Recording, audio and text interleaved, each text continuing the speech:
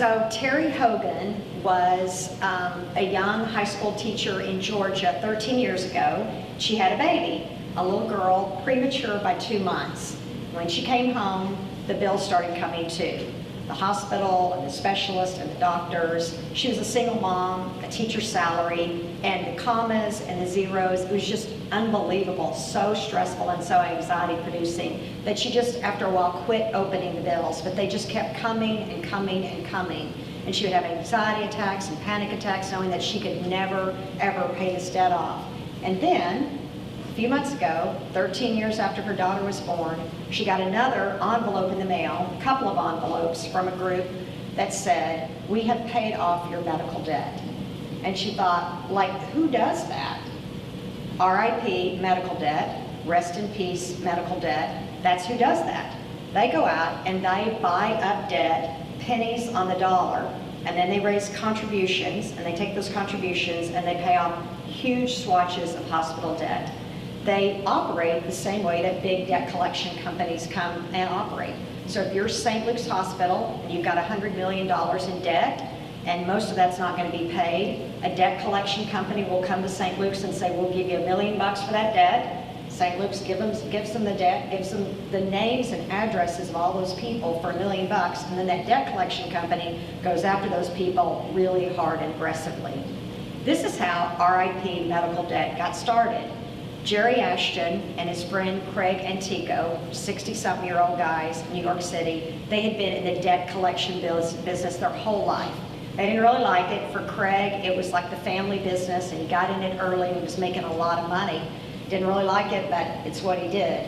And one day, Jerry was up in his office, 61-year-old guy in Wall Street, and he looks down. It was September 2011, 11 years ago yesterday, and he sees these Occupy Wall Street kids and activists down there.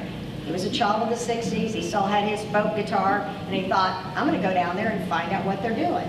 So he goes down there and he begins talking to the people, and before you know it, he's involved with them, and he's blogging with them, and he's volunteering with them, and they found out what he did, and they told him that we've got this idea. We wanna, as one more kind of publicity thing, we wanna raise 50 grand and wipe away $1 million in medical debt. What do you think? And he said, $1 million is nothing in my business. And they said, but if you were one of those people whose debt got erased, it would be a big deal to you. And he was like, okay, what do you need? And so Jerry and Craig started working with Occupy Wall Street youngsters, and they did this for several years. They raised several $100,000, and they wiped out tens of millions of dollars of medical debt. And then the Occupy Wall Street people were like, you know, we got a different priority, we're moving on from this. And Jerry and Craig were hooked. And they're like, you know what, we're just gonna keep on doing this. How hard can it be?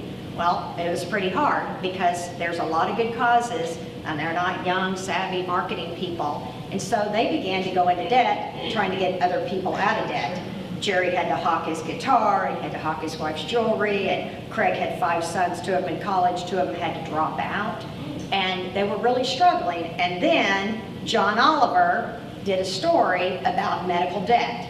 It was a few years back, it was a long story, and he looked at how ruthless and unethical and vicious and just horrible these debt collectors are, how they just harass and humiliate and destroy people and stalk them and just go after them and just, you know, just are, and 4 in 10 Americans have medical debt. And so at the end of the show, John Oliver said he'd started his own debt collection company because all you had to do is submit a license, and he wanted to raise $60,000 and wipe out $15 million in medical debt.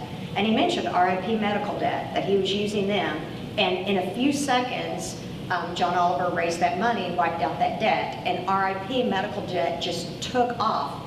So they set a goal of wiping out $1 billion in medical debt. That was an ambitious goal, but the need is huge. And to date, these guys have wiped out $7 billion in medical debt. 3.9 million Americans, almost 4 million Americans. I mean, that's like, we all know people, right, who have gotten the little envelope. The little envelope says your debt has been paid for. Now there are some people, and the United Church of Christ has been the biggest denomination involved. They've wiped out $100 million in debt. But some people, have been critical, and they've said, you know what, the whole system's rotten, right? And these guys are just kind of propping it up. Really, none of these hospitals should be able to operate the way they do. The whole healthcare system needs to come down. Hospitals should have to be much more generous up front. People shouldn't be saddled with any of this. It's complicated, right? Because we live in a very complicated world with all kinds of challenges. And we all know the challenges are immense. What do we do? What's the right thing? How do you change it? It's always been complicated. So you got this parable today, which is also about debt. You've got this rich guy, we'll just say he's the stockholder of the company, and he's got this manager. This manager's not making enough money for him. So he's like, I'm gonna fire you. And the manager's like, oh my gosh, I'm gonna be put out on the street. What am I gonna do? I'm too old to beg, I'm too ashamed to beg. I know what I'm gonna do. I'm gonna write off some of these people's debt, so then when I lose my job, somebody will give them a place to live, right? So, maybe this is Jerry Ashton, for all we know, up in his Wall Street office. He's getting older, he's not making as much money, he's afraid his job might go away, and he's thinking about his kids and his grandkids and the young activists. What do they think about him? Maybe who knows what his motivation was. But this guy starts writing off debt, and you'd expect the owner to come down on him really hard, right? But instead, the owner is kind of like, yeah, you got the best of me, right? What a shrewd thing. Oh my gosh, I praise you for being this, dishonest manager. I think the parable probably ends there, because the next phrase, which is, how do you make sense of this? Make friends by means of dishonest wealth. And that doesn't really sound like Jesus 101 to me, right? And the early people who read it thought it was complicated too, and so they kind of soften it by adding these other phrases we'd all agree with, right? Like whoever's faithful in little is faithful in much. Can't argue with that, right? And that's kind of the premise of being an adult, raising somebody up, and then can't serve two masters. God and money, you'll love one and hate the other. I think, as Sharon Ring, the New Testament scholar, says, the best ending is where the owner praises the manager, calls him a shrewd manager, and for dealing with it. But the better phrase, she says, is not dishonest manager or unjust manager. The Greek is actually a manager of injustice. And when I heard that the first time a few years ago, I thought, wow, that's me. That's every American, right? I mean, if you're middle class, if you're privileged, you got a phone? You got a phone? Who do you think mined the minerals in there, right? Some little kid somewhere. You're wearing a t-shirt or a pair of shoes? You got a closet full of stuff? You think all that stuff was made without child labor or somebody chained to a loom, right? What about what you ate today? You think everybody who made the food and prepared the food and picked the food can eat the food? I mean, I'm a manager of injustice. That's like it or not, I think that's, and in the parable, the manager of injustice in this complicated world, what does the manager of injustice do but tries to at least whittle down the debts of the poor, tries to at least turn to the poor and make the poor less poor. It's a complicated thing, right? It's easy to just go, oh my gosh, 4 in 10 Americans have medical debt. How many people got student loan? How many people got, and there's so many problems, I'm just gonna do nothing. For me, a really helpful lesson is the word that comes to us right now in the Torah portion. Jewish folks are reading along in Deuteronomy. Last week's Torah portion, riveting, has 72 commandments. They cover everything from marriage to sex to what to do if your neighbor's ox falls into a ditch or your enemy's ox falls into a ditch, or what to do if somebody drops their purse, their goat, or their sheep at your house, and whether you're responsible, which you are. And then there's this great line, Holly 101. Jesus 101, you shall not remain indifferent. Deuteronomy 22:1, shall not remain indifferent. Pretty good, right? Shouldn't be indifferent. You gotta care, you gotta try, you gotta decide. So you gotta start with some small thing, right? For me, the really small thing, chocolate.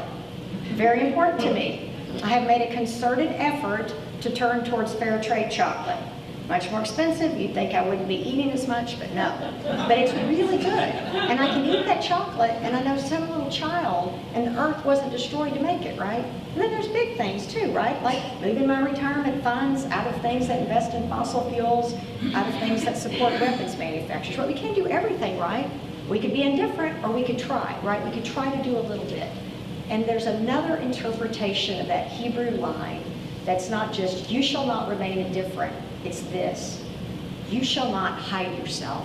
You shall not conceal yourself. It can also be translated that way. You shall not hide or conceal yourself. You got to be who you are. I was thinking about that this week because I went to see my son in Florida, and my little guy's been gone 6 years, and unlike his sister who posts hourly, and I know a lot more about her life than I really want to, my son is harder to get at, right? Harder to get on the phone, harder to talk to. He's busy. He's really, really busy. He runs this sailing program and trying to find when I can go, and he's not going to be busy. And then he's also developed this, I don't say addiction, but he surfs.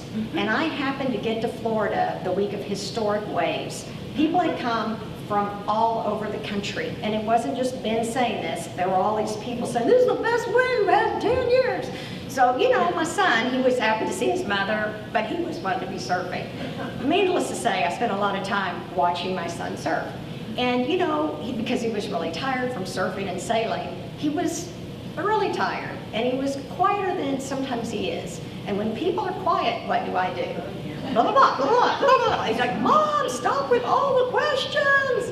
And then he went to work. I went back to the hotel and worked on my sermon. I was feeling bad. I'm not going to be close. You're too far away. And then, as luck would have it, hidden brain Shankar Vedantam, the genius, had Deborah Tannen, one of my favorite professors who teaches linguistics on Georgetown, on. And she was talking about how hard it is for us to talk to people because we have such different conversation styles.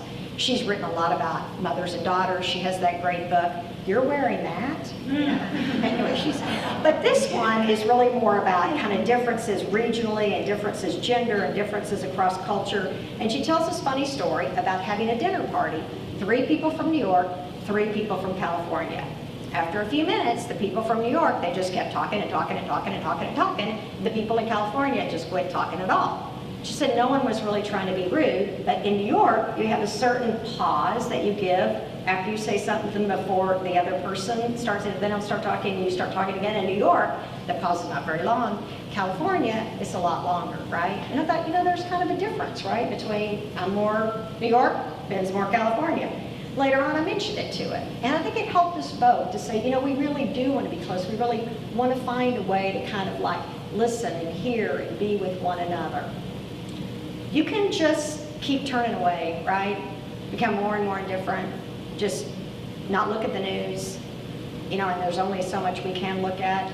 You can decide to just give up on your relationships. Or you can decide to like step out there and be yourself and uncover yourself and reveal yourself. You should see that Jerry Ashton and that Craig and Tico. Oh my gosh, 61-year-old white guys, they could not be happier. Jerry's just joking and laughing. I used to be a predatory collector, and now I'm a predatory giver. You know, and I think about all the people they've been free to live themselves. 3,987,000 Americans who now are free of debt. Terry Logan, the young high school teacher, she loves to sing. 13 years she didn't sing. Last month, she gave her very first concert, right? We can step out there, we can be God's people, we can live God's image, we can love in a world that's complicated and different, complicated and difficult. We can choose not to be indifferent, but to reach out and love. Amen.